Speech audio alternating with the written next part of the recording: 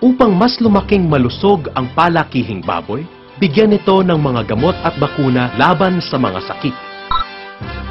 Sa edad na 36 hanggang 42 days ng baboy, bigyan ito ng pangontra sa pulmonya at pagtatae gaya ng Vetracin Gold. Ihalo ang 2 kutsarita kada galon ng tubig. Sa edad na 42 days, karaniwang nirerekomenda na bakunahan ang baboy ng Coglapest upang makaiwas sa hog cholera. Turukan ng 2 ml kada baboy.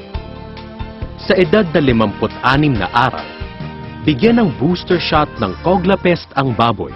Turukan ng 2 ml kada baboy. Sa edad na 63 hanggang 69 na araw, magbigay ulit ng Vetracin Gold Soluble na pangontra sa pulmonya at pagtatae.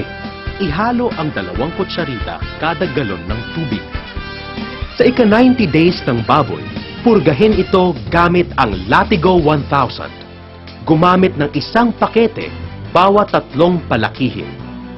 At pagdating ng 71 hanggang 78 araw ng baboy, magbigay ulit ng Vetracin Gold Soluble na pangontra sa pulmonya at pagtatae. Ihalo ang 2 kutsarita kada galon ng tubig. Ang Vetracin Gold ay kombinasyon ng 2 malakas na antibiotiko. Thiamulin na napakahusay laban sa Mycoplasma at doxycycline na mahusay naman sa mga komplikasyon.